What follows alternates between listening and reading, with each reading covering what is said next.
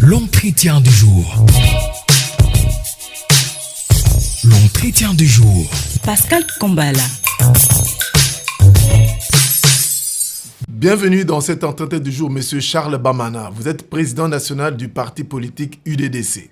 Bonjour, messieurs les journalistes. La loi sur le référendum a été adoptée à l'Assemblée nationale. Pour l'opposition, votre famille politique, Union sacrée de la nation, est à la recherche d'un troisième mandat pour le président de la République, Félix Tshisekedi. Que répondez-vous? Concernant votre question sur la loi référendaire qui a été votée au Parlement, nous, UDDC, nous saluons le courage de nos vaillants députés nationaux qui ont compris que cette loi référendaire va donner l'occasion au peuple de s'exprimer. Parce que chez nous au Congo, l'opposition, le pouvoir, tout le monde parle peuple, peuple. Maintenant, nous devons savoir que dit le peuple. Interrogeons le peuple. Allons demander le peuple, parce que c'est ce même peuple que nous parlons. Moi, je suis d'accord, je suis très content que la loi ait été adoptée. Nous attendons la deuxième lecture au niveau du Sénat, que les chefs de l'État puissent rendre une ordonnance publiant cette même loi, que les peuples s'expriment. Parce que chez nous, même les gens qui n'ont pas pignon sur terrain, ils pensent qu'ils ont le peuple.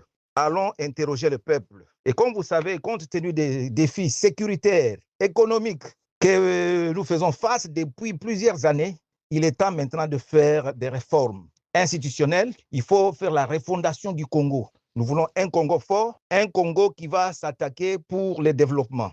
Nous avons la chance d'avoir des minerais, les sous-sols riches, les sols riches, la terre, les forêts. Mais le Congo est classé parmi les pays pauvres. Je pense que plus question, plus jamais, le Congo doit prendre maintenant sa place. Les réformes s'imposent et nous devons revoir notre constitution pour voir ce qui est bon pour nous. Je pense qu'un président de la République qui a eu mandat, il a pour mission de faire des réformes. Il doit laisser ses empreintes pour les générations futures. Tout le monde de l'opposition, du pouvoir, ils savent bien que cette constitution a beaucoup de couacs à l'intérieur.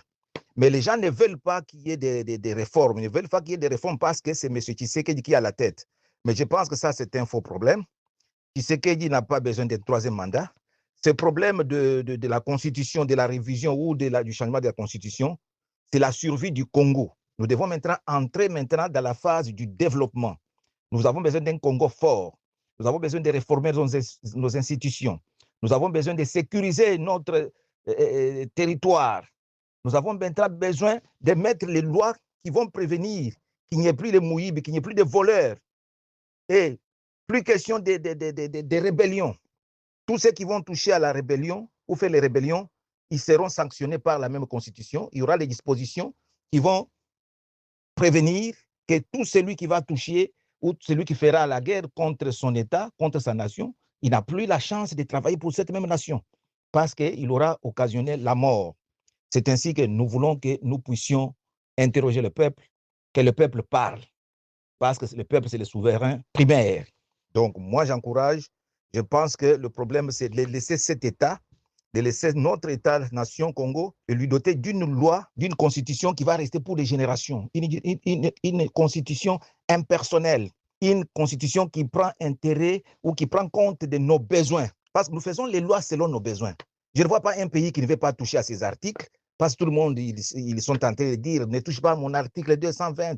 Mais le pays a vocation d'aller de l'avant. Nous ne sommes pas un pays qui est appelé à rester statique sur la même position. On ne touche pas à l'article, non.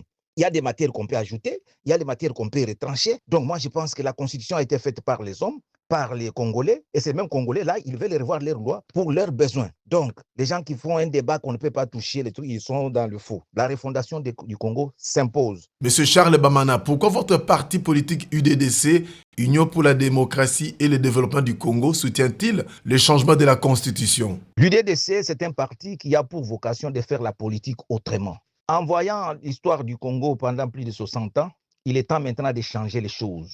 Nous avons besoin de changer les paradigmes, en commençant d'abord par la loi qui nous régisse, la Constitution, la loi suprême. Nous demandons que cette loi doit être adaptée à nos réalités. Ainsi, une fois la Constitution changée, nous allons faire la refondation du Congo.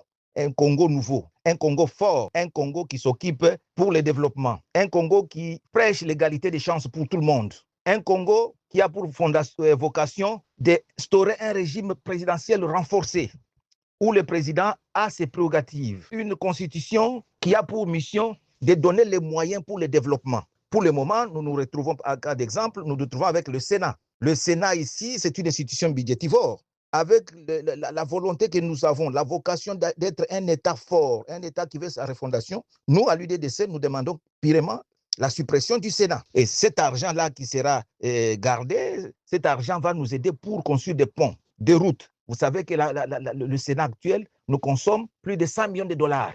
Mais 100 millions de dollars, c'est plus de 100 kilomètres de routes. C'est combien de ponts dans des territoires. C'est pourquoi nous ne voulons pas encore se permettre le luxe de copier ou de copier les lois de France, de Belgique ou de n'importe quel pays. Faisons les lois selon le Congo. C'est ainsi que l'UDDC soutient le changement de cette constitution. Une constitution qui mettra le Congo au centre de ses intérêts. Une constitution qui va donner la double nationalité aux Congolais d'origine, malgré qu'ils se retrouvent à l'étranger. Ils sont toujours Congolais. Donc, on leur donne l'occasion de rentrer chez eux, travailler et qu'ils aient le même droit que les Congolais qui sont restés au pays. Parce que tous, ils sont Congolais du sang. Et nous voulons que la constitution que nous allons adopter dans les jours qui viennent sera une constitution qui va nous amener vers le développement. Une constitution qui va sauvegarder la souveraineté du Congo. Une constitution qui va sceller l'unité de tous les Congolais et une constitution qui va nous amener vers un développement durable où les Congolais, tous, ils ont l'égalité des chances, où les Congolais se sentent mieux chez eux, où les Congos seront sécurisés.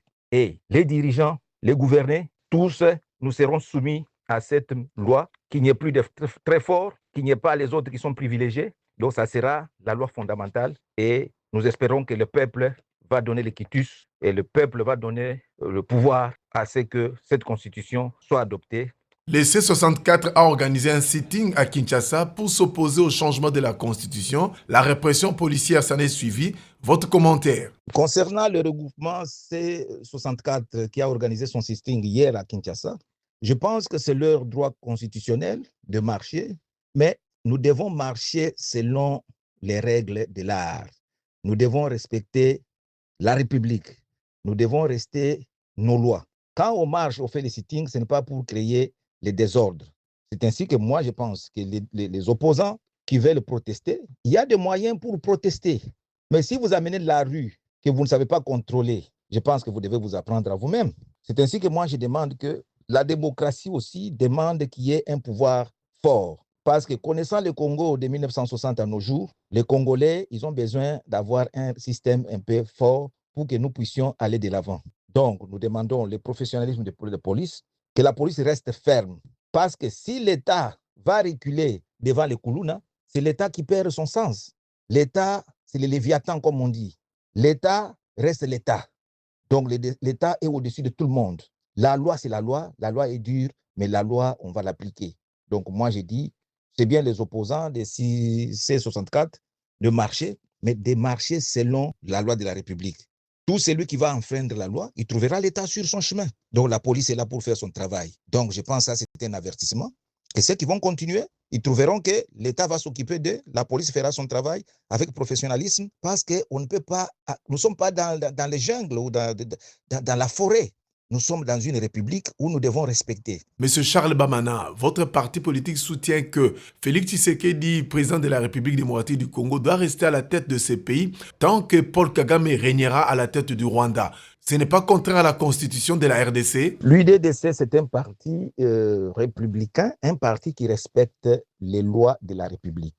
Il est évident que, aussi longtemps qu'il n'y a pas des élections, l'actuel président reste en fonction jusqu'à son remplaçant. Et nous disons que, pour le moment, le président Félix Tshisekedi Tshilombo, il a montré des prouesses. C'est l'unique qui s'est mis devant ou qui s'est opposé devant le Rwanda pour que nous puissions avoir les résultats que nous sommes en train de consommer dès maintenant et que les résultats que les autres vont voir demain. Et le Rwanda va quitter notre pays après plusieurs années où ils ont trôné, ils ont utilisé des moyens erronés, ils ont créé des rébellions, tout ça pour tuer, semer la terreur et dépouiller les Congolais de leurs minerais et à leur profit. Donc nous disons, nous sommes respectés des tests. Aussi longtemps qu'il n'y a pas des élections, l'actuel président de la République restera en fonction. Il ne va pas laisser le pouvoir dans la rue.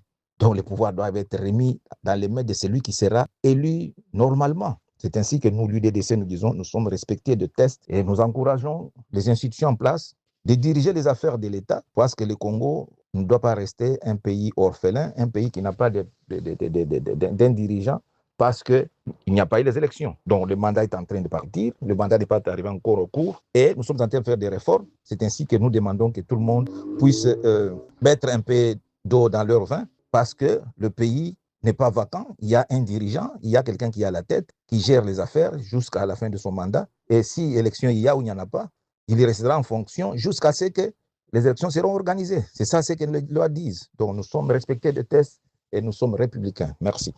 Monsieur Charles Bamana, les États-Unis ont exigé le retrait des troupes rwandaises de la RDC d'ici mi-juillet. La RDC doit-elle se frotter les mains? Les rébellions n'ont plus leur place dans le XXIe siècle. Je pense que les gens qui pensent que pour avoir une portion de terre, ils doivent tuer leurs compatriotes, ils se trompent. Les États-Unis, nous acceptons leur pression sur les rebelles et sur le Rwanda qui est en train de tirer les ficelles, de quitter le Congo d'ici mi-juillet. Et nous leur disons qu'ils doivent quitter, le Rwanda doit aller construire son pays. Le Rwanda a beaucoup profité du Congo, ça fait plusieurs années. Trop c'est trop, ils doivent maintenant quitter le pays. Les rebelles M23, ils doivent se diluer maintenant en civil. Il y a la démobilisation qui les attend. Et le Congo a besoin de se développer sur cet espace l'Est, Ituri, Est, Goma, partout. Les gens ont beaucoup souffert. Nous pensons que nous encourageons les mesures et nous disons aux États-Unis toujours de continuer de faire la pression sur le Rwanda pour que cette rébellion ici puisse quitter le territoire du Congo pour que nos frères et sœurs qui sont sur l'espace Est retrouvent la paix. Parce qu'ils sont nés au Congo, ils ont besoin de la paix. Et le Rwanda doit comprendre qu'il est temps maintenant de développer les relations bilatérales, multilatérales, pour avoir ce qu'ils peuvent avoir par les armes. Quel est votre mot de conclusion? Notre mot de conclusion est que, chers Congolais, chères Congolaises, le Congo a besoin de se refaire. Le Congo a besoin de la refondation. Nous avons besoin de revoir notre pays à tous les niveaux. Et pour y faire, nous devons interroger le peuple par un référendum. Parce que tout le monde parle au nom de ce même peuple. Donc, soyez humbles, allons devant ce peuple, on va l'interroger, que le peuple nous dise s'ils sont d'accord ou ils sont contre la révision ou le changement de la Constitution. Et une fois que la solution sera donnée, et je suis sûr que le peuple va dire un oui massif, changeons notre Constitution selon nos besoins, selon nos intérêts. Donc, la Constitution du Congo doit être unique, une Constitution qui prendra en compte nos problèmes sécuritaires, nos problèmes économiques, nos problèmes sociaux. Une constitution qui va faire le socle de l'intégrité du territoire, notre intégrité qui a été menacée pendant plusieurs années. Et une constitution qui va nous amener vers un développement durable. Nous allons faire une constitution qui va créer des lois qui vont nous donner l'égalité des chances pour tout Congolais. Et une constitution qui sera une et indivisible, une constitution qui va accorder une double nationalité à tout Congolais de père et de mère, malgré qu'il a quitté sa mère patrie pour la recherche de mieux-être. Une constitution qui va élaguer, par exemple, le Sénat de la nouvelle loi pour nous permettre d'économiser, parce que nous avons besoin de refonder ce pays. Nous voulons être un État fort, un État émergent. Nous avons besoin de moyens, de capitaux frais. Donc, une constitution qui va aussi prendre des lois pour prévenir contre les gens ou les concitoyens qui se sont permis pendant plusieurs années d'utiliser les armes pour endeuiller leurs compatriotes. Donc cette constitution mettra des dispositions pour que tout celui qui aura fait couler le sang des Congolais paisibles citoyens, qui a touché les armes, qu'il puisse être interdit d'accéder encore au pouvoir. Donc il y a plusieurs dispositions que la nouvelle loi va essayer de mettre en avant. Tout ça pour que l'intérêt du Congo. Donc, les réformes doivent être faites par le gouvernement actuel. Ils ont une mission, ils ont été élus. Ne pas faire les réformes, c'est trahir le même serment. C'est ainsi que moi, je demande au chef de l'État actuel de faire les réformes. Les gens qui l'accusent aujourd'hui ne verront pas, ils sont en train de voir ici 2 ans. Mais nous disons que cette loi ici va rester pour des générations. Des fois, un homme politique, il prend des décisions impopulaires, mais qui sont salvatrices. Donc, advienne que pourra, moi j'encourage les chefs de l'État d'aller jusqu'au bout, d'amener la loi référendaire sur la table, la promulguer, interroger le peuple, nous mettre sur pied un cadre qui va nous créer une nouvelle constitution et le Congolais, la majorité vont l'adopter et nous allons entrer maintenant dans l'autre phase d'un État fort à la dimension de l'Égypte, Nigeria. Nous nous sommes restés en retard pendant plus de 65 ans. Donc, plus question de retard. Le Congo maintenant se prend maintenant en charge et avec les réformes en cours, nous pensons que la refondation du Congo est possible et les Congolais vont vivre chez eux où ils seront en sécurité, où ils vont vivre de ce que Dieu leur a donné comme sol, sous-sol, un pays riche, un pays convoité par tout le monde, mais où les Congolais même ne voient pas le bonheur. Donc, nous vous disons, le développement, c'est chez nous, la sécurité, c'est chez nous au Congo. Faisons les lois qui sont propres pour nous, les lois qui sont pour l'intérêt et pour le bien des Congolais. N'essayons pas toujours de copier les lois qui viennent des pays, des constitutions étrangères. Chaque pays a ses réalités, le Congo a ses réalités, le Congo a ses problèmes. C'est ainsi que tous les Congolais, de gauche à droite, mettez-vous ensemble pour que nous puissions amorcer ces réformes. C'est pour notre survie. Personne ne viendra faire à notre place. Et cette constitution renforcera l'unité nationale et le patriotisme qui nous manque, ça fait plusieurs années. Que vive le Congo, que vive l'UDDC. Nous attendons à bras ouverts les réformes qui viennent, que le peuple s'exprime, parce que tout le monde parle au nom du peuple. Interrogeons le même peuple et que le peuple nous parle. Merci beaucoup, M. Charles Bamana, président du parti politique UDDC, d'avoir accepté de répondre à nos questions depuis Londres. Merci beaucoup. Merci.